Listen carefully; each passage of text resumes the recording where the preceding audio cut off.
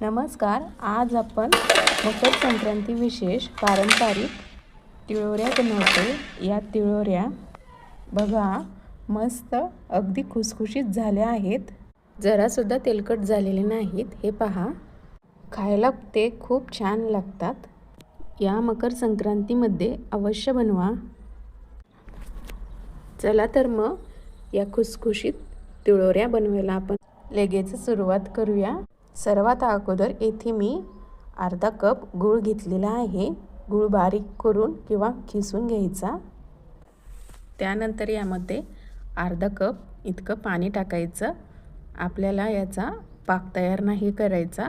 जोपर्यंत गूळ हा पाण्यामध्ये विरघळत नाही तोपर्यंत असं व्यवस्थित मिक्स करून घ्यायचं. आणि गूळ हे विरघळल्यानंतर गॅस लगेचच बंद करून घ्यायचे.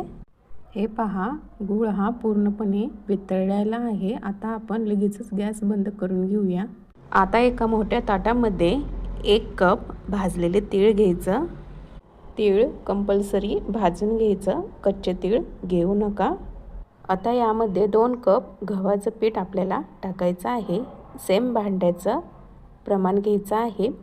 1 कप तीळ आणि त्यासोबत 2 कप आपल्याला गव्हाचं पीठ यामध्ये चाळून टाकायचे. आता यामध्ये अगदी चिमूटभर यामध्ये मीठ टाकायचे, थोडंसं वेलची पूड.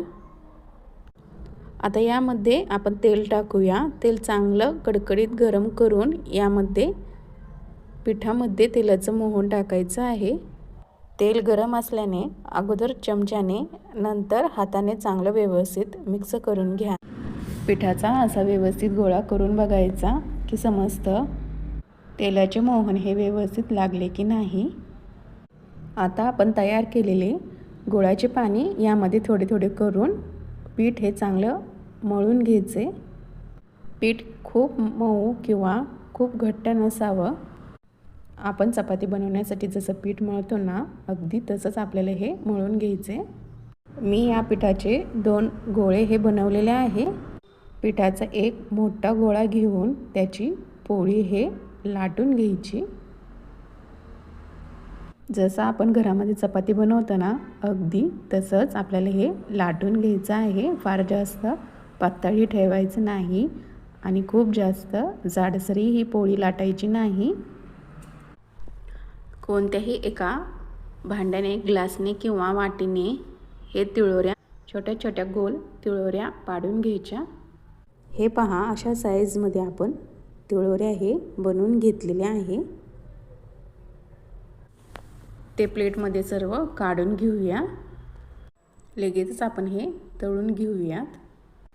तेल हे चांगलं गरम झाल्यानंतर एक एक करून तिळोऱ्या या तेलामध्ये टाकायचं. लो टू मिडियम हीटवर चांगले हे दोन्ही साईडनी तळून घ्यायचं आहे. हाय फ्लेमवर ते तळल्या तर आतून कच्च्या राहू शकतात. त्यामुळे लो टू मिडियम हीटवरच चांगलं दोन्ही साईडनी हे तळून घ्यायचं. चम्मचच्या साहाय्याने असं फिरवत राहिल्याने ते सर्व बाजूंनी एकसारखे गोल्डन ब्राऊन रंगावर हे तळले जातात आणि कुठेही कच्चे राहत नाही. भरपूर तीळ घातल्याने या तिळोऱ्या दिसायला खूप सुंदर आणि चवीला अप्रतिम लागतात. तर या संक्रांतीला या तिळोऱ्या तुम्ही नक्की करून बघा. एकदम परफेक्ट होईल अशा पद्धतीने तिळोऱ्या हे बनवल्यावर. व्हिडिओ आवडला असेल तर चॅनलला लाईक, शेअर, सबस्क्राईब करायला विसरू नका. तर पुन्हा भेटूया अशाच एका पारंपरिक रेसिपीसह. धन्यवाद.